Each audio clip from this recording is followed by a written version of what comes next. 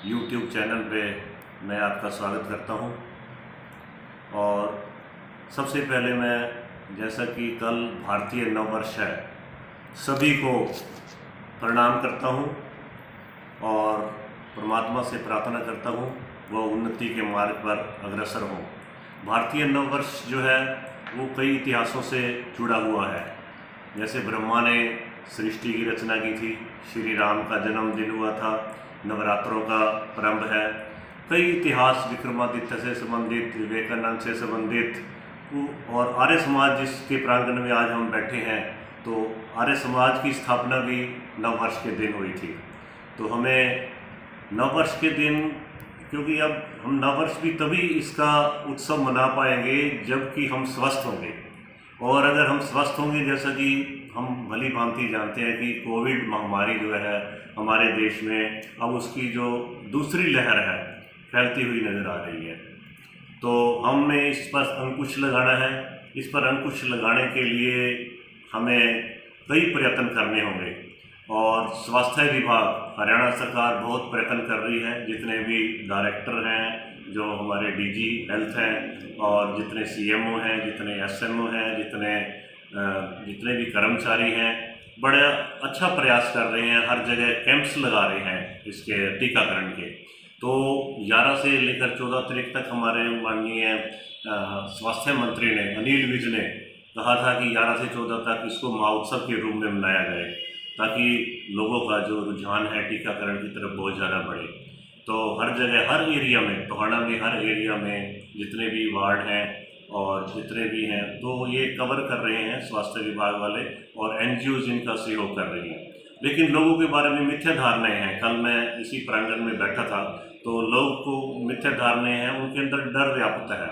हालांकि देखो, जो कोरोना वैक्सीन है पूरी टेस्टिंग करके ही बनता है, पूरे ट्रायल करके ही बनता है, और पूरे अपने मानक पर खड़ा उतरता है, चाहे कोविशील्ड है चाहे कोवैक्सीन है। लेकिन लोगों के अंदर डर व्याप्त करने का खुद नहीं आ रहे, वो स्वयं नहीं आ रहे, जब तक कि उनको मोटिवेट ना किया जाए, जब तक वो उनको कहा ना जाए। मैं तो सभी से यही प्रार्थना करूंगा कि ज़्यादा से ज़्यादा लोग जो है कोविड वैक्सीनेशन के लिए आए, ताकि इसकी चेन टूटे।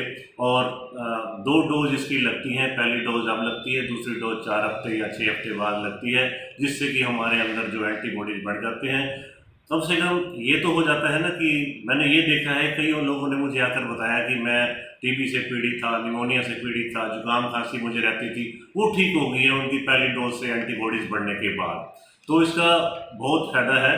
अगर लोग इसको दोनों डोज अगर सही तरीके से लगवा लेते हैं, तो पूर्ण रूप से स्वस्थ हो जाएंगे, और कम से कम वेंटिलेटर पे नहीं जाएंगे, ऑक्सीजन नहीं लगेगी, 2-4 दिन में ठीक हो जाएंगे। अगर किसी को, जैसा कि सुनने में आया कि 2 डोज के बाद भी संक्रमण हो गया है।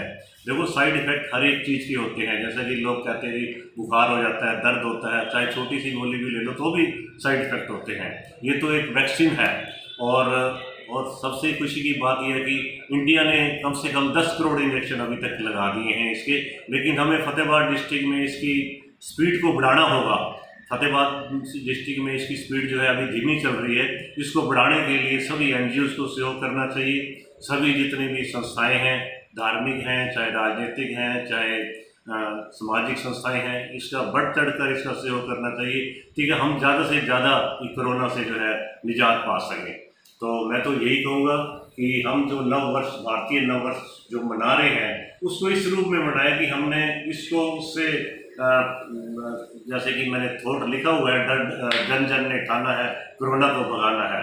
लेकिन उसके बाद है कि वैक्सीनेशन को हर हालत में जरूर लगवाना है। 11 से 14 के बीच में हर एक को जो मिथ्या धारणाएं हैं उनको दूर करके, डर को दूर करके, किसी को कुछ नहीं हुआ, 10 करोड़ इंजेक्शन लगे हैं, किसी को कोई कैजुअलिटी नहीं हुई, इसी हिसाब से किसी की अगर डेथ हुई भी है, कोई कैजुअलिटी हुई भी है, वो किसी और बीमारी से हुई है, वैक्सीन से नहीं हुई। तो हमें, अगर हम अब 45 वर्ष से ऊपर वाले नागरिक जल्दी से जल्दी हम इंजेक्शन लगवा लेंगे, तभी जाकर जो दूसरे लोग हैं, कई लोग 30 वर्ष से भी हैं, उनकी इम्यून सिस्टम कम है, उनको भी कई बीमारी हैं, तो उनको भी मौका मिलेगा इंजेक्शन लगवाने का। और हमारा जो देश तभी इससे मुक्त हो पाएगा जब हर्ड इम्यूनिटी पैदा हो जाएगी। हर्ड इम्यूनिटी से मेरा मतलब है कि 80% लोग, हमारी पॉपुलेशन बहुत ज़्यादा है, 80% लोग जब इसकी वैक्सीनेशन लगवा लेंगे तब जाके हमारे जो देश में हार्ड इम्यूनिटी पैदा होगी और वैक्सीन से कोरोना से हम छुटकारा पा सकेंगे।